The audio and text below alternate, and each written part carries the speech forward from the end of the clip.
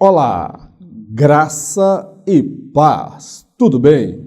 Eu sou o presbítero Mauro Lúcio e hoje estaremos estudando mais uma lição no projeto Auxílio ao Mestre.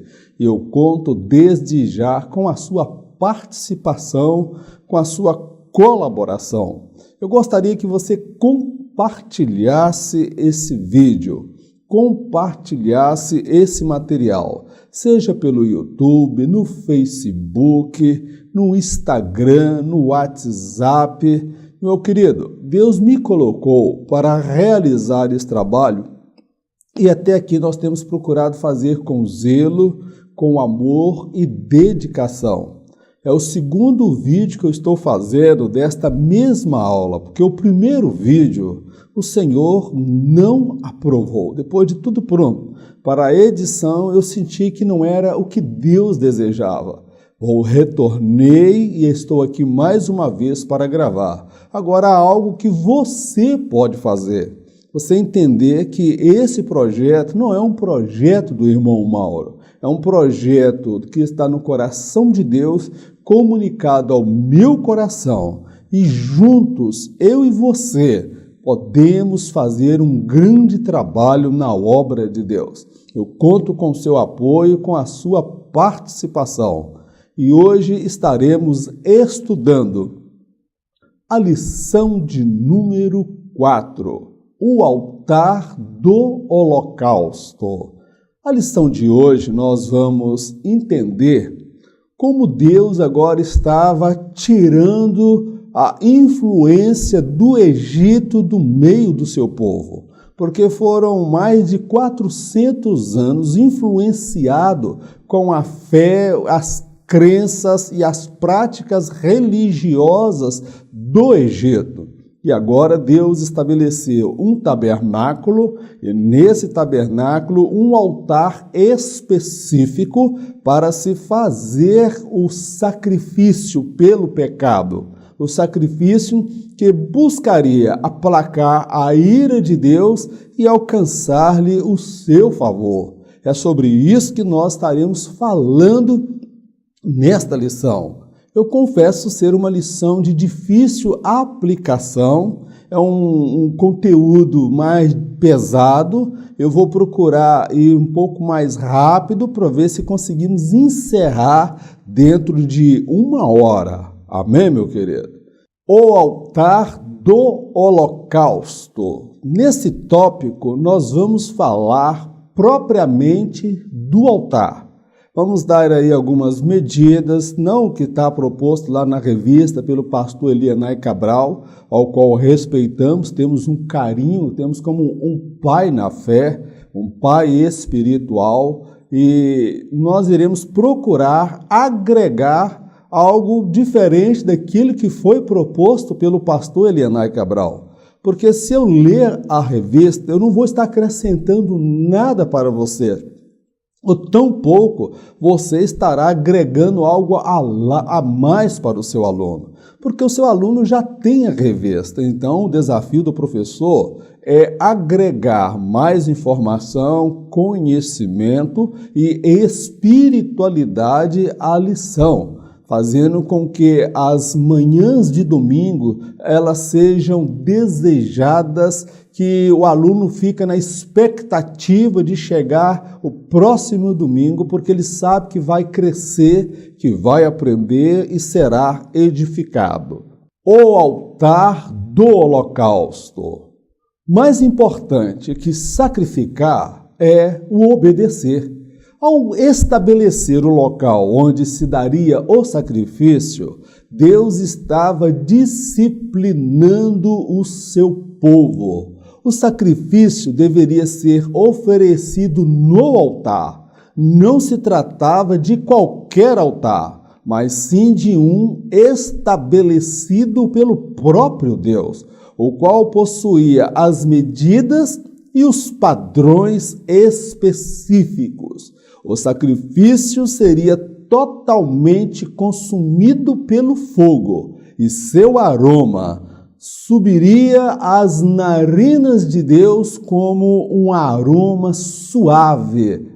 Nesse subtópico nós compreendemos que quando Deus estabelece o altar do holocausto, Deus estava ali disciplinando o seu povo, estabelecendo um padrão, estabelecendo um modelo com medidas específicas. O modelo foi passado para Moisés e Deus inspirou homens para executar aquele projeto. Então, tão importante como sacrificar, Deus estava dizendo para o seu povo, disciplinando, que era importante aquele povo aprender a obedecer. Não era para sacrificar em qualquer lugar, nos bosques, nas matas, no alto dos montes, nas florestas, como faziam os pagãos. O sacrifício deveria ser feito no tabernáculo e no altar do holocausto. O sacrifício seria feito não em qualquer altar, irmão. Não é um altar inventado por Arão e seus filhos, pela sua descendência, os sacerdotes.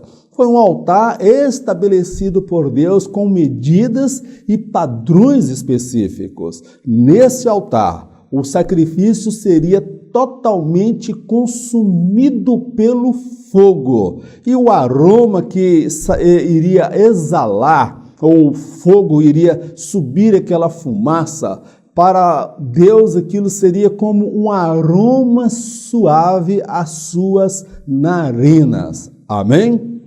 Então, que nós compreendemos que Deus estava disciplinando o seu povo, tirando do seu povo a prática e a cultura e a influência da fé e a religião no Egito, estabelecendo assim o seu padrão. Glórias a Deus. Sacrificar e ser o sacrifício.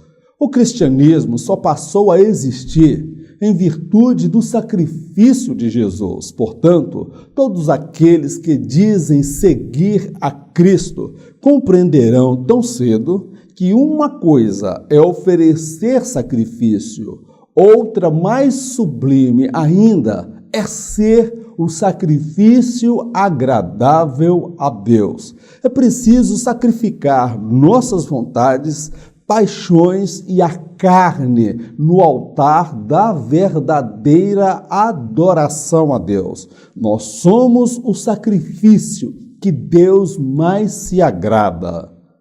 Há uma diferença muito grande entre você sacrificar, como no Antigo Testamento as pessoas traziam algo, alguma coisa, um animal para ser sacrificado.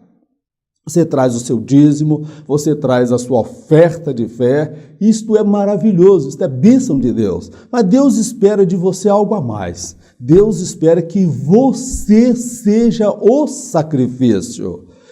Dar o dízimo e a oferta, ela é importante. Agora, ser o sacrifício para Deus, meu querido, isso é algo mais sublime ainda. Então, nós devemos sacrificar a nossa carne, as nossas paixões, as nossas vontades. Não vivo eu, mas Cristo vive em mim. Então nós devemos sacrificar, meu irmão, a nossa vontade, as nossas paixões, os nossos desejos, que são muitas vezes contrários à vontade de Deus. Nós devemos nos esforçar para sermos santos, consagrados, santificados, separados para Deus, porque eu e você somos o sacrifício que Deus mais se agrada.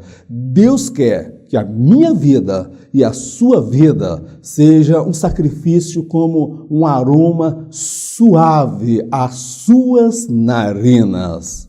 Texto bíblico: rogo-vos, pois, irmãos, pela compaixão de Deus, que apresenteis os vossos corpos em sacrifício vivo, santo e agradável a Deus, que é o vosso culto racional. Romanos capítulo 12, versículo 1. Esse texto vem fundamentar o que eu acabei de dizer. Aqui Paulo ele usa uma linguagem dizendo que nós somos o sacrifício que Deus deseja. Se na nova aliança, dentro do cristianismo, não havia a necessidade de sacrificar mais nenhum animal, nenhum cordeiro, porque o Cordeiro de Deus, que é Cristo, foi o sacrifício perfeito e não havia necessidade de outro sacrifício, Paulo agora ele fala: rogo-vos, pois, irmãos, pela compaixão de Deus, que vocês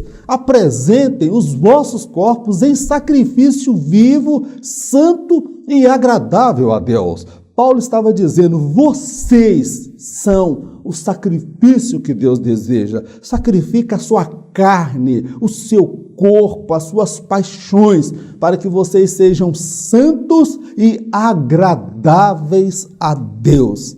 É o que a Bíblia nos orienta e é assim que nós devemos pautar e viver o nosso cristianismo. O modelo do altar e seus materiais. As medidas do altar e os materiais nele usados ensinam-nos que Deus sempre estabeleceu padrões que deveriam ser observados. Deus estabeleceu padrões éticos, morais, sociais e espirituais. Ao homem foi dado o direito de obedecer esses padrões ou deliberadamente ignorá-los. Uma coisa é certa: cada um terá que comparecer um dia perante o Criador. Uns para receber o galardão, outros para receberem a sentença eterna. Quando nós olhamos para o modelo do altar e os materiais usados na construção desse altar, nós percebemos que Deus estabeleceu um padrão a ser observado. Ninguém poderia acrescentar algo a mais ou retirar algo porque achava que não estava perfeito. Então nós observamos e compreendemos que Deus estabelece padrões, meu querido. E aplicando essa verdade das medidas, os padrões e os materiais, Deus estabeleceu para o homem padrões éticos, padrões morais, padrões sociais que regem a sua vida em sociedade, que regem as suas decisões, a sua conduta, tanto no casamento, quanto a criação dos filhos, o convívio em sociedade e padrões também espirituais. Agora, vamos falar uma verdade. O homem, ele tem um livre-arbítrio. Ele pode obedecer os padrões estabelecidos por Deus ou deliberadamente ignorar esses padrões estabelecidos por Deus. É um direito de cada um obedecer ou não obedecer a Deus. É um direito de cada um crer ou não crer na existência de Deus. É um direito até do crente que está na igreja ser santo ou ser mundano, profano. É um direito, cada um faz aquilo que acha que deve fazer segundo o seu coração. Agora, todavia, Deus estabeleceu um padrão. Aí eu me lembro lá em Eclesiastes: jovem, faz tudo aquilo que deseja o teu coração. Não te negue nenhum prazer, nenhum deleite, nenhum desejo. Faça tudo o que você deseja. Mas lembra-te que de todas estas coisas o Senhor te pedirá conta. Hoje nós temos a liberdade de obedecer ou não os padrões morais, éticos, sociais e espirituais estabelecidos por Deus. Agora, uma coisa é certa: todos terão que comparecer perante o Criador. Eu irei comparecer perante Ele. Você irá comparecer perante Ele. Uns receberão de Deus o galardão. Esta é a minha esperança, esta é a minha convicção, esta é a minha certeza. Outros receberão a sentença eterna. Meu amado, nós estamos aqui na fase de fazer escolhas e tomar decisões. Há muitas pessoas que, embora estejam na casa de Deus, escolheram deliberadamente ignorar os padrões morais, éticos e espirituais estabelecidos por Deus. Siga adiante. Se você é santo, santifique-se mais ainda. Mas se você escolheu ser imundo, profano e usar de mentira e engano, continue no teu caminho, porque você vai se comparecer perante o teu Criador e vai receber dele a sentença eterna, que é o lago de fogo eterno, preparado para o diabo e todos os seus anjos. Eu não quero ter o diabo e os seus anjos como vizinho. Eu quero morar na eternidade, quero morar com Deus. Amém, meu querido? Então, observemos os padrões estabelecidos por Deus. Oferta aceita, ofertante rejeitado. A construção do tabernáculo envolveu toda a nação. O povo trouxe aos pés dos sacerdotes ouro, prata, cobre, joias e tecidos com fartura. Muitos dos que contribuíram com as ofertas morreram no deserto e não viram a terra prometida. Deus continua o mesmo. Ele sonda os corações e sabe quem é sincero para com ele e quem não é. Deus tem mais prazer na postura do ofertante do que propriamente na oferta. Observa isso, meu amado. A oferta foi aceita, mas o ofertante foi rejeitado. Mas por que você está falando isso, irmão Mauro? Porque quando da construção do tabernáculo, toda a nação de Israel se mobilizou, trazendo ouro, prata, cobre, bronze, trazendo joias, trazendo tecido para construir o tabernáculo, para fazer o altar, tudo do bom, do melhor. O povo tinha prosperidade, o povo estava rico. Porém, muitos daqueles que contribuíram com essas ofertas para a construção do tabernáculo e o altar morreram no deserto e não viram a terra prometida. A oferta foi aceita e o ofertante foi rejeitado. Meu querido, Deus, ele continua o mesmo. Deus não mudou o seu padrão. Deus não mudou de pensamento. Irmão Mauro, nós estamos no tempo da graça. Irmão, a graça não é porta aberta para a safadeza, pouca vergonha e a falta de pudor de Deus e a falta de respeito para aquilo que é santo, por aquilo que é sagrado. Ele sonda os corações e sabe realmente quem é sincero para com ele e quem não é. Ele sabe quem é que está cantando de coração verdadeiro. Ele sabe quem está adorando de coração verdadeiro. Ele sabe quem está pregando pela motivação correta. Deus sabe aquele que é fiel e aquele que está usando de engano. Bom, e eu faço uma outra colocação. Deus tem mais prazer na postura do ofertante do que propriamente na oferta. Você acha que a sua oferta ela é mais importante do que você? Você é mais importante do que a oferta. O que Deus espera não é que você leve somente a oferta. Deus espera que você seja o sacrifício, a oferta agradável a Ele. Que a sua postura seja uma postura que agrade a Deus, para não incorrermos no risco do que aconteceu com o povo de Israel. Eu quero deixar aqui um texto que vai fundamentar o que nós estamos afirmando. Por esse motivo, me indignei contra esta geração e declarei: o coração destes está sempre se desviando e não reconheceram os meus caminhos. Sendo assim, jurei na minha ira: estes jamais entrarão no meu descanso. Hebreus, capítulo 3, versos 10 ao 11. Olha o que Deus está dizendo aí, em relação àquele povo que trouxeram aquelas ofertas. A Bíblia fala que Deus matou aquele povo no deserto, porque o coração daquele povo estava sempre se desviando, estava sempre transgredindo a lei de Deus. Eles não conheceram os caminhos de Deus. Eles decidiram deliberadamente desobedecer a Deus. E o que Deus faz? Deus decide que eles jamais entrariam no seu descanso.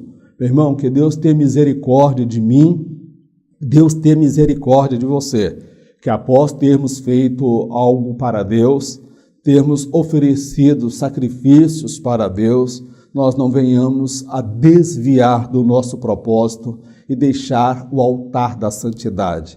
Que nós estejamos retos, sinceros e íntegros, porque tudo que fazemos tem um objetivo. Nós queremos ouvir o toque da trombeta e ouvir, meu amado, o nosso Senhor dizendo: vinde benditos do meu Pai, possuí por herança o reino que vos está preparado. Eu desejo ouvir isto. É por isso que eu me santifico, que eu me purifico, que eu afasto do pecado, não sento à mesa dos escarnecedores, antes tenho o meu prazer na lei do Senhor. E nesta lei eu medito de dia e de noite, para ter o cuidado de fazer e viver conforme o padrão estabelecido por Deus. Amém? Não é o padrão estabelecido pela Assembleia de Deus. Não é o padrão estabelecido pela Batista, pela Presbiteriana, pela Maranata. Eu sou guiado pelo Espírito Santo e pela Palavra de Deus, que é o livro de regra de fé e de conduta do cristão. Amém, meu amado? As 4 pontas do altar e o sentido de redenção. Nesse tópico nós vamos falar de algumas questões relacionadas a uma doutrina bíblica chamada soteriologia, que é a doutrina da salvação. Nesse tópico, nós iremos abordar alguns aspectos, não vamos falar da doutrina da salvação, mas aquelas 4 pontas do altar, ou os 4 chifres, elas apontavam para a redenção, que era o quê? A libertação. Libertar, redenção traz o sentido de libertar um escravo e redimir, libertar alguém que está escravo, que não consegue se libertar, ou pagar o preço da sua libertação. Isto fala sobre salvação e a libertação oferecida por Cristo. As 4 pontas e a propiciação. O sangue de animais não removia o pecado. Os objetivos principais do sacrifício eram levar o ofertante a reconhecer seu estado pecaminoso, fazer com que este fosse aceito por Deus e, consequentemente, aplacar-lhe a ira contra o pecador. O sacrifício possuía também um efeito pedagógico. O mesmo apontava para o sacrifício vindouro do Filho de Deus na cruz do Calvário. Então, nós precisamos compreender que o que é propiciação? É ser propício, ser aceito. Então, o sacrifício, ele tinha também uma característica de propiciação. Era levar o ofertante ser aceito por Deus. Então, eu destaco o seguinte, que o sangue de animais, ele não removia o pecado de ninguém. Lá em Hebreus ele afirma que é impossível que o sangue de animais purificasse o pecado. Mas, então, Mauro, mas se o sangue não purificava, então por que eram feitos os sacrifícios? Aí eu destaco aqui alguns objetivos relacionados à prática do sacrifício estabelecido por Deus. Primeiro, levar o ofertante a reconhecer seu estado pecaminoso. Quando alguém oferecia uma oferta pelos seus pecados, ele reconhecia que ele era pecador. Tá bom, meu querido? Ele reconhecia seu estado de pecador e miserável. Meu irmão, você pode cantar, você pode pregar, você pode fazer o que for, mas você é um pecador que carece da misericórdia de Deus, para que Deus seja propício para com você. Segundo, fazer com que este fosse aceito por Deus e, consequentemente, aplacar-lhe a ira contra o pecador. Então, o segundo objetivo do sacrifício era aplacar a ira de Deus e fazer com que aquele ofertante, convicto dos seus pecados, fosse aceito por Deus. Outro objetivo também do sacrifício no Antigo Testamento, ele tinha um efeito pedagógico. Por quê? Porque ele apontava para o sacrifício vindouro do Filho de Deus lá na cruz do Calvário. Então, meu querido, o sacrifício feito lá no altar, ele tinha esses objetivos, que era levar o homem a reconhecer seu estado pecaminoso, aplacar a ira de Deus, fazê-lo ser aceito por Deus, para que Deus fosse propício para com ele, e ele entender e compreender as gerações vindouras, que o Cordeiro de Deus, que tira de fato o pecado do mundo, que era Jesus, ele viria para morrer na cruz do Calvário e, de uma vez por toda, resolver o problema do pecador. Você deve estar me perguntando, mas irmão Mauro, e aqueles que fizeram o sacrifício, não tiveram os pecados perdoados? Eles tiveram os pecados perdoados e foram salvos, não necessariamente por causa do sangue dos animais, mas eles fizeram um sacrifício que apontava para o verdadeiro sacrifício, que era Cristo, que viria um dia e derramaria o seu sangue. Então, o sangue de Jesus, ele teve efeito lá no passado, porque todos que sacrificaram no passado, obedecendo a Deus, foram salvos por causa do sacrifício do Filho de Deus, que derramou seu sangue na cruz do Calvário. Amém? E o sangue de Jesus também tinha poder em relação ao futuro, porque todos aqueles que crescem no sacrifício do Filho de Deus também teriam seus pecados perdoados. Eu faço parte desse grupo e você faz parte desse grupo. Glórias a Deus. As 4 pontas e a substituição. Os animais sacrificados no altar eram tidos como inocentes. Assim sendo, simbolicamente, eles ocupavam o lugar do ofertante pecador. Jesus, ao morrer na cruz do Calvário, tomou o lugar do pecador. Somente o seu sangue puro e sem pecado pôde justificar o homem diante de Deus. A cruz que Jesus carregou nos pertencia. Ele tomou o nosso lugar.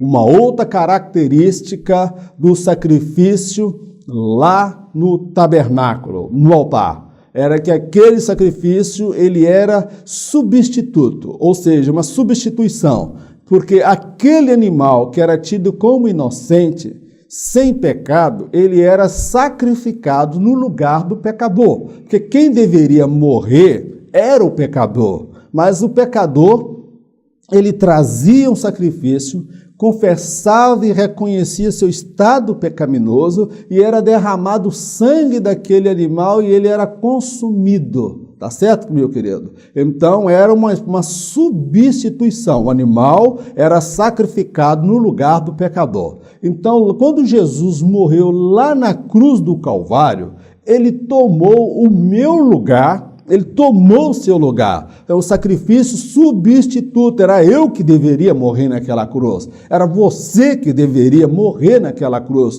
Mas ele tomou o meu lugar e o seu lugar. Por quê? Porque somente o sangue puro e sem pecado de Jesus pôde justificar o homem diante de Deus.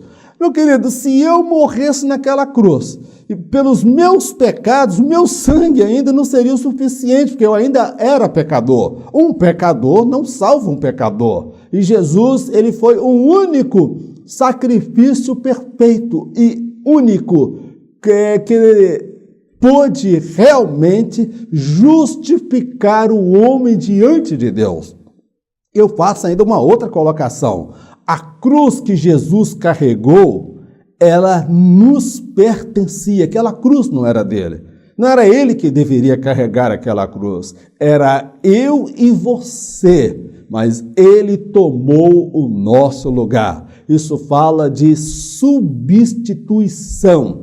Eu era o pecador que deveria ser condenado. Mas Jesus, ele tomou o meu lugar, ele tomou o seu lugar, para que nós fôssemos benditos de Deus e tivéssemos os nossos pecados perdoados. Glórias a Deus! Aleluia, Senhor! Santo é o teu nome! As 4 pontas e a reconciliação. Deus foi a parte ofendida quando da queda de Adão e Eva. Competia ao casal reconhecer seus erros e buscar reconciliação com o Criador. Com o passar do tempo, o gênero humano cada vez mais se revelava inimigo de Deus. Em Noé, o Senhor dá ao homem a chance de um novo recomeço. Em Abraão, dá-se início ao projeto de reconciliação. Em Cristo, o pecador, confesso, é totalmente reconciliado com Deus Criador. O sacrifício lá no Antigo Testamento, ele também tinha uma característica de reconciliação, que é a reaproximar o pecador do Criador, através do sacrifício. Então, o pecador, ele chegava convicto dos seus pecados e procurava se reconciliar com Deus. Quando Adão e Eva pecaram lá no Jardim do Éden, a parte ofendida foi Deus. Então, deveria Adão e Eva tomar a iniciativa, reconhecer os seus erros e buscar reconciliação com Deus. E eles não fizeram. E as gerações seguintes cada vez se mostravam distantes de Deus, a ponto de Deus decidir destruir o gênero humano, porque eles se revelaram verdadeiros inimigos de Deus, pervertendo a justiça, a verdade e não expressando um pingo de temor de Deus. Nós vemos aí um dos pilares usados por Deus foi Noé. Através de Noé, Deus possibilita ao ser humano, ou propicia ao ser humano, um novo recomeço, porque ele iria destruir todo o gênero humano, mas ele achou graça em Noé. Em Noé, Deus dá início ao projeto de dar um novo recomeço para o homem. Agora, em Abraão, dá-se início ao projeto de reconciliação. Por quê? Porque é através de Abraão que viria a lei, o tabernáculo, o sacrifício e o Cordeiro de Deus que tiraria o pecado do mundo. Então, em Abraão, Deus estabelece o projeto de criar e fazer uma nação, no qual Deus se revelaria a esta nação, estabelecendo seus padrões, revelando a sua lei, e da descendência desse povo viria o seu filho. E em Cristo, o pecador, confesso, aquele que reconhece que é pecador, aquele que confessa Jesus Cristo como único e suficiente Salvador, é totalmente reconciliado com o Deus Criador. Isto é a reconciliação, é a reaproximação entre o pecador e Deus.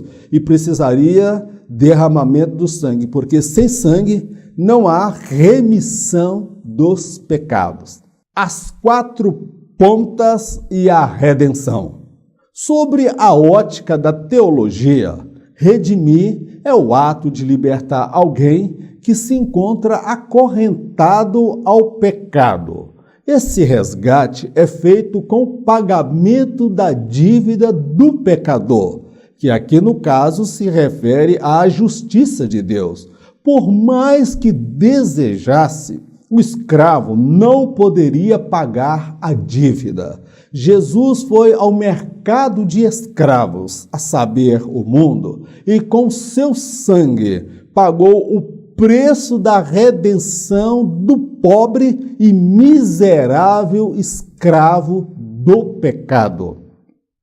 O sentido de redenção, teologicamente, ele traz o sentido de redimir, libertar alguém que está acorrentado e preso ao pecado, alguém que é escravo do pecado. E como se daria esse resgate? Esse resgate foi feito com o pagamento da dívida do pecador. Aquela dívida precisava ser paga. Pagar a quem, irmão Mauro? Tinha que pagar o diabo. Não era pagar o diabo. A dívida seria paga à justiça de Deus.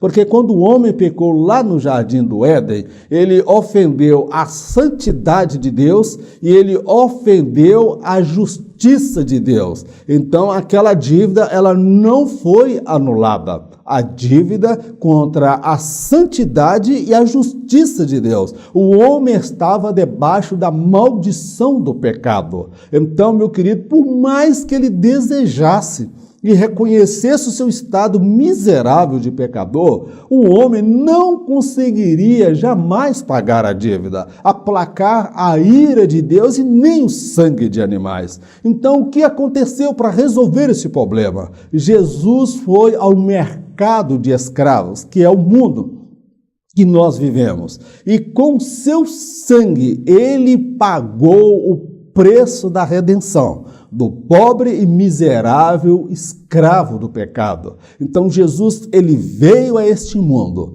pagou a dívida do pecador para com a justiça de Deus. E assim, meu querido, a dívida foi paga. Ele veio, meu irmão, até o mercado de escravos. Ele veio para nos libertar. É por isso que a palavra do Senhor nos afirma: e conhecereis a verdade, e a verdade vos libertará. Glórias a Deus, que hoje eu sou liberto, hoje eu sou salvo na pessoa bendita de Jesus Cristo.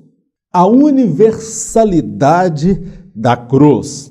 As pontas do altar fazem menção às 4 pontas da cruz do Calvário, as quais estão direcionadas para o céu, o inferno, o Oriente e o Ocidente. Jesus é o Senhor do Oriente e também do Ocidente.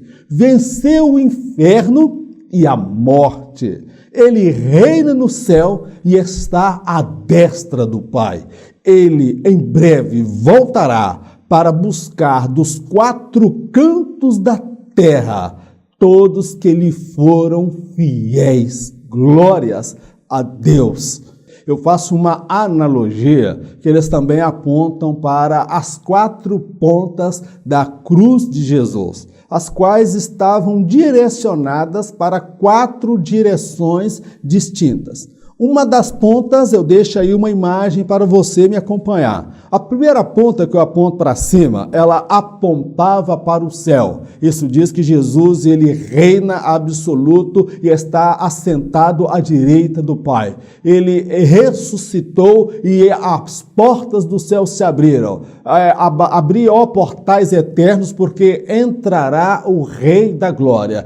Quem é este Rei da Glória? O Senhor Deus forte, todo-poderoso. Jesus, ele foi recebido no céu com toda a pompa, com toda a honra, com toda a glória, porque ele venceu o pecado, ele venceu o diabo, ele venceu o mundo e resgatou o homem para Deus.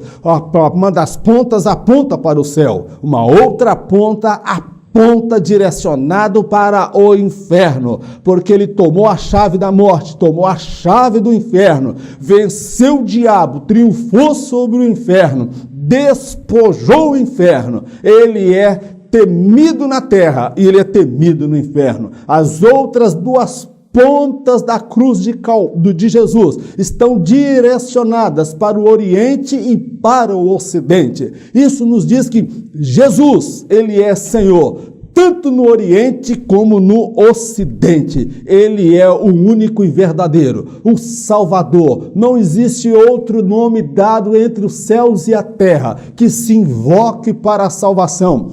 Criaram-se muitos deuses, muitos pseudo-salvações, mas a única salvação verdadeira, ela vem da pessoa de Jesus Cristo. E ele, Jesus, em breve voltará para buscar dos 4 cantos da terra aqueles que lhe foram fiéis. Glórias a Deus, aleluia, santo é o nome do Senhor. Jesus, ele vai pegar gente no Brasil, vai pegar gente no Japão, na Índia, na Ásia, na África, em todos os continentes, 4 cantos da terra, no Oriente, no Ocidente, porque ele é o Senhor da terra, o Todo-Poderoso, que tomou a chave da morte, tomou a chave do inferno e está sentado à direita de Deus. Amém, meu irmão? Glórias a Deus. O altar do holocausto é uma imagem do Calvário.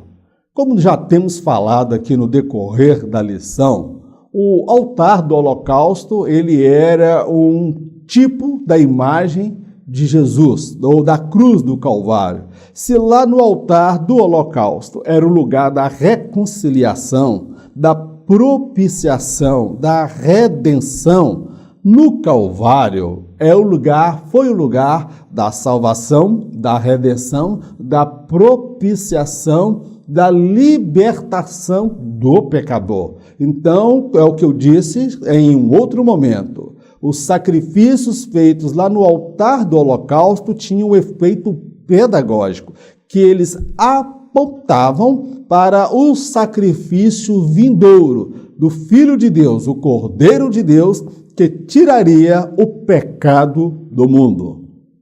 O lugar do sacrifício. O único sacrifício perfeito, suficiente, se deu na cruz do Calvário. Nela morreu o Cordeiro de Deus. O sangue de Jesus condenou o pecado e libertou o pecador. Infelizmente, aqueles que, semelhante a Esaú, trocaram a bênção de Deus pelas lentilhas e bolotas que o mundo e o diabo oferecem. Jesus permaneceu na cruz até o fim. Por esta razão, ele triunfou. Não basta iniciar a caminhada, é preciso terminá-la, seja andando, saltando ou rastejando. A cruz do Calvário foi o lugar do sacrifício. Foi o lugar onde o Filho de Deus derramou o seu sangue e morreu para redimir, para salvar o pecador. O sangue de Jesus, meu irmão, ele condenou o pecado e libertou o pecador. Isto mesmo, o sangue de Jesus, ele condenou o pecado, mas todavia libertou o pecador da escravidão do pecado. Agora o que eu destaco é o seguinte, que infelizmente, irmão, apesar de Jesus ter morrido na cruz do Calvário, apesar de pessoas estarem na casa de Deus, na igreja, há pessoas que, semelhante a Esaú, trocaram a bênção de Deus pelas lentilhas e as bolotas que o mundo e o diabo oferecem. Meu querido, uma vez que você foi liberto dos seus pecados, e você vive na casa de Deus, na prática do pecado, eu quero dizer, não há esperança para você. Se você, de fato, não se arrepender e mudar de vida, rever os seus conceitos. Muitos estão aí aceitando as migalhas do diabo, as bolotas do diabo, as lentilhas que o mundo oferece. Então eu destaco que Jesus permaneceu na cruz até o fim. Jesus, ele não foi só pregado naquela cruz e disse, pronto, agora já pode me tirar já, que eu já fui, que eu já tive os cravos na mão, já colocaram a coroa de espinha, furaram os meus pés, pode me tirar. Não, Jesus, ele não começou não, ele ficou horas ali naquela cruz, meu irmão, agonizando, sofrendo e o seu sangue sendo totalmente derramado. Jesus permaneceu até o fim. Por esta razão é que ele triunfou. E eu destaco que não basta iniciar a caminhada cristã. Não basta apenas você iniciar. Eu aceitei Jesus, eu tenho 50, 30 anos de crente. Mas vive na prática do pecado. vive no adultério, na prostituição, na fornicação, está usando de mentira e de engano. Então, meu irmão, não basta iniciar a caminhada, eu preciso terminá-la. Nós precisamos prosseguir a nossa caminhada. Nós não podemos parar no meio do caminho. Aí por aí eu pego o Salmo 91. 1.000 cairão ao teu lado e 10.000 à tua direita, mas tu não serás atingido. E essa caminhada, muitos vão terminar ela, alguns andando, outros saltando e outros rastejando. Meu irmão, não importa se você está andando, está firme na fé, se você está saltando, está cheio de unção, glória a Deus, aleluia, eu estou firme com o meu Jesus, ou você está aqui rasteja, tentando, enfrentando as dificuldades, está enfrentando crise, está enfrentando problema, tudo conspira para você desviar, mas você está ali, rastejando, lutando contra as suas fraquezas, derramando a sua alma diante de Deus, confessando os seus pecados, dizendo: ó Deus, tem misericórdia da minha alma, sou homem de lábios impuros e habito no meio de um povo de impuros lábios. Meu irmão, tem momento que nós estamos andando, tem momento que a gente está saltando de alegria por servir a Deus, mas tem momento que a gente está rastejando. Meu querido, não importa o momento que você esteja passando, prossiga adiante. Se não der para saltar, vai andando. Se não der para andar, vá rastejando. Mas o importante é cruzar a linha de chegada. O importante é chegar até o final da sua jornada. Jesus, ele não somente foi crucificado, mas ele permaneceu na cruz. E tentaram a Jesus: se és filho de Deus, ordena ao Pai que dê ordem aos teus anjos e te tire da cruz. Ele poderia ter feito isso, mas ele permaneceu até o fim e foi fiel, obediente até a morte, e a morte de cruz. Amém, meu querido? O lugar de punição ao pecado. O pecado faz separação entre o Criador e a criatura. Deus é santo e sua justiça exige a condenação do pecado. Há que se destacar a diferença entre o pecado e o pecador. O primeiro está condenado, o segundo pode ser restaurado. O primeiro é odiado por Deus, já o segundo é amado por Deus. Todo aquele que de fato ama a Deus não tem mais prazer no pecado em sua vida. O pecado é apenas um acidente e não mais uma prática. A cruz do Calvário também foi o lugar da punição do pecado. Ali Jesus estava condenando o pecado, tá bom, meu querido? Agora nós precisamos compreender e fazer uma diferença entre o que é o pecado e o que é um pecador. Deus, ele é santo e a Bíblia fala que os nossos pecados fazem separação entre nós e o nosso Deus. Agora nós precisamos destacar o seguinte: o pecado, ele é odiado por Deus. Deus odeia o pecado. Já o pecador, ele é amado por Deus. O pecado, ele já está condenado por Deus, já foi condenado na cruz do Calvário. Já o pecador, este pode ser restaurado, que foi o meu caso. No último dia 16 de abril, pela graça de Deus, fiz meu aniversário na fé, que eu coloquei aí até para algumas pessoas no grupo do WhatsApp, que eu mando semanalmente os slides. Eu fui alcançado, eu gostava de forró, carnaval, trio elétrico, dança de salão e mais um bocado de coisa que eu não preciso falar, que é próprio de um homem pecador que não tem Deus na sua vida. Então, meu querido, eu fui restaurado, você foi restaurado. O primeiro, meu querido, ele é odiado por Deus, o segundo, ele é amado por Deus. O pecador, ele pode vir a ser salvo. O pecado, ele já foi condenado. Agora eu faço a colocação, que todo aquele que de fato ama a Deus, ele não tem mais prazer no pecado. Eu não tenho mais prazer no pecado. Aquele que de fato ama a Deus, ama a Cristo, o pecado na vida dele é um acidente, não é algo programado, calculado, planejado. É um acidente, é algo que o pega de surpresa. O pecado na vida do crente, ele é um acidente e não mais uma prática. Diferente daquele que está na casa de Deus, que conhece a verdade e prefere viver a mentira.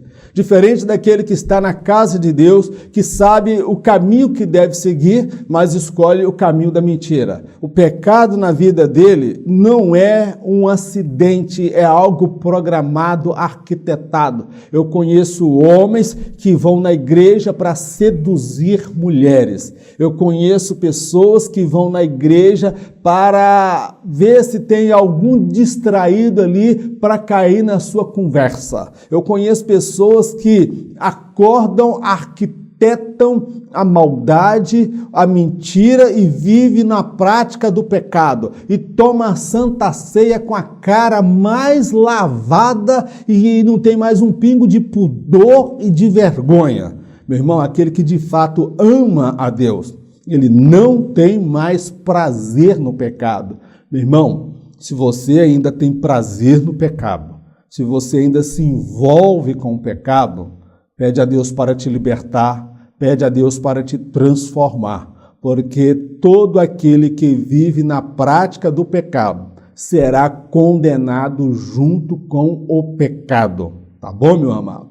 Que Deus tenha misericórdia das nossas vidas. Eu falo com temor de Deus. O meu telhado é de vidro, eu não sou melhor do que ninguém. Tem 26 anos que eu fui alcançado pela graça de Deus. Já errei, já falhei, já pequei várias vezes, mas nunca houve uma ocasião em que eu batesse na porta do Pai, pedindo perdão dos meus pecados, que Ele abrisse as portas e semelhante àquele filho pródigo que volta para a casa do pai, o pai o beija, o abraça e ele já estava todo sujo, perdendo porco. Deus fez isso comigo várias vezes, tá bom, meu querido? Eu reconheci a minha falha, o meu erro, me humilhei diante dele e continuo me humilhando, porque a Bíblia fala, filhinhos, não pequeis, mas se todavia vocês pecarem, o sangue de Jesus Cristo, seu Filho, vos purifica de todo pecado. Meu irmão, há esperança para você.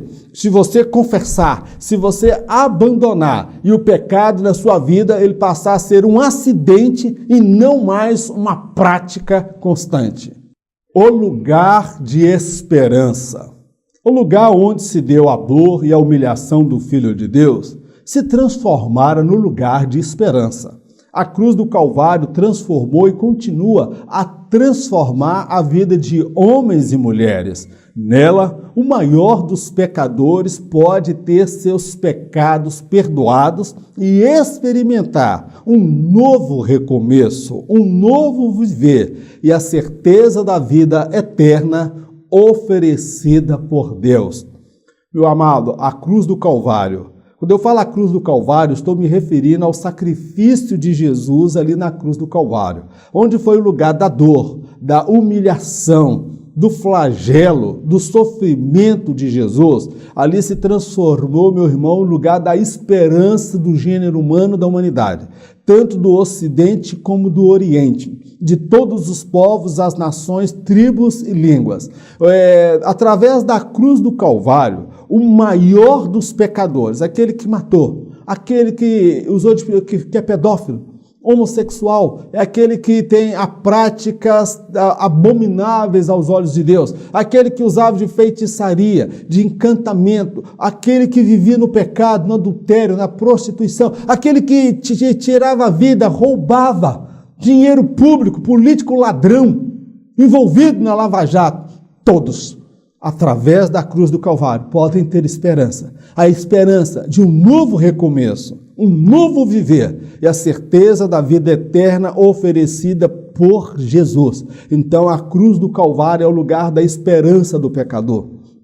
Só há esperança na pessoa bendita do Senhor Jesus Cristo. O resto, meu irmão, é fantasia, ilusão e mera imaginação humana. Não pense que você poderá ser aceito por Deus por causa da sua meritocracia, porque você não será salvo pelos seus méritos, pelos seus feitos, pelas suas obras. O homem só é salvo pela graça de Deus. A Bíblia diz, pela graça sois salvos, e isto não vem de vós, vem de Deus, é um dom de Deus. A cruz do Calvário é também um lugar de esperança. Quero deixar o último texto bíblico para fundamentar tudo que nós falamos e estudamos nesta lição. E cancelou a dívida que consistia em ordenanças e que nos era contrária.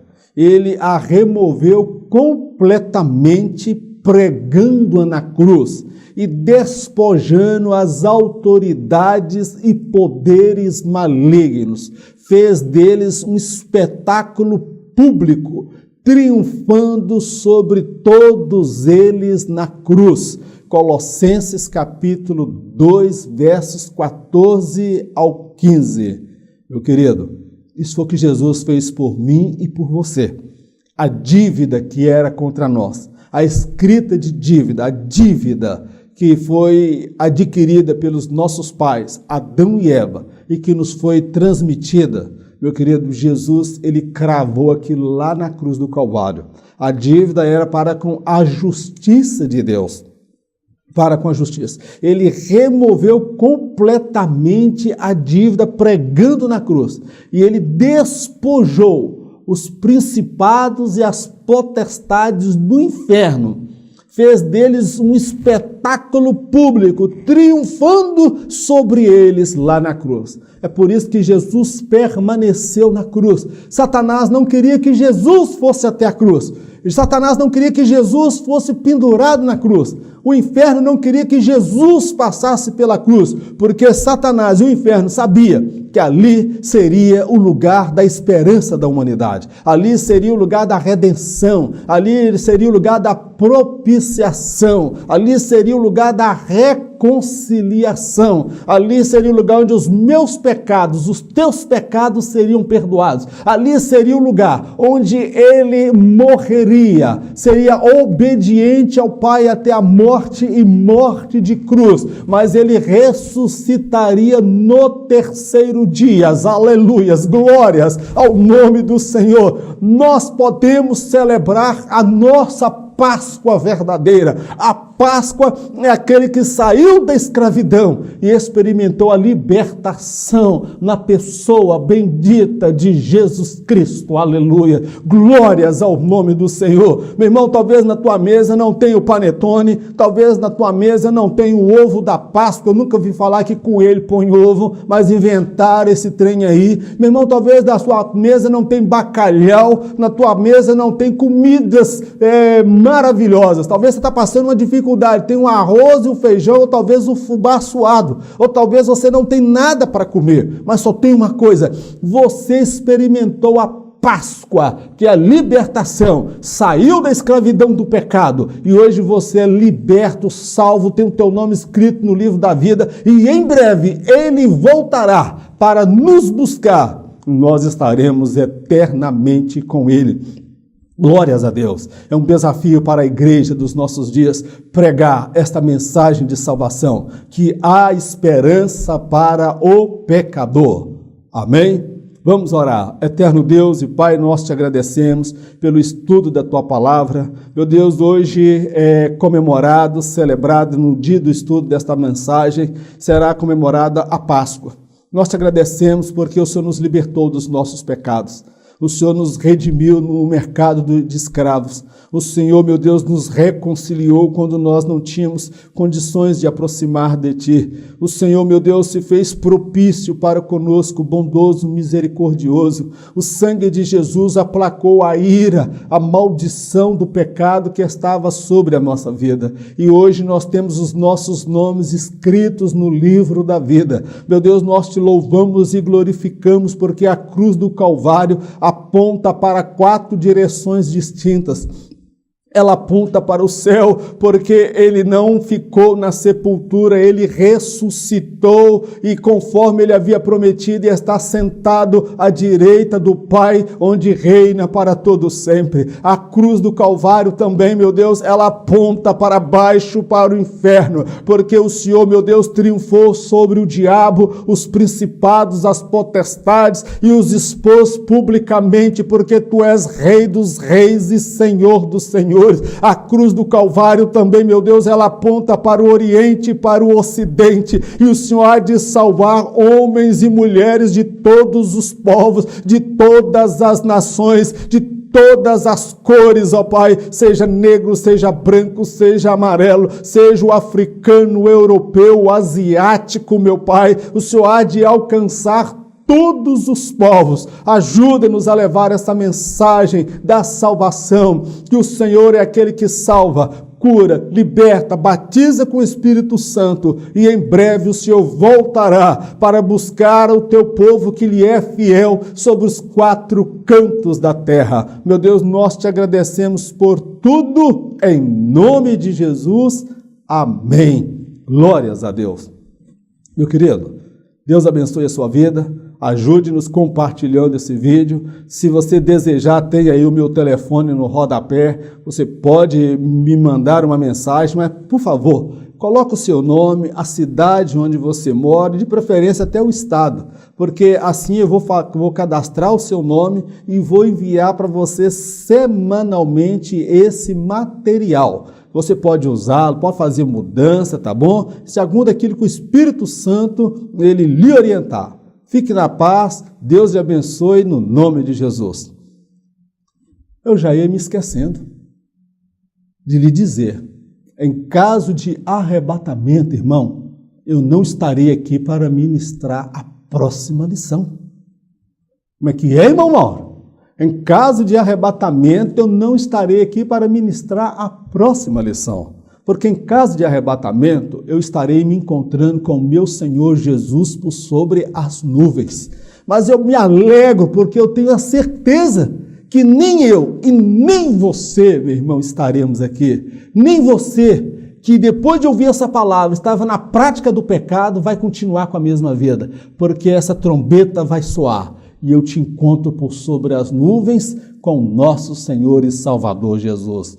Fique na paz, Deus te abençoe, no nome de Jesus. Amém.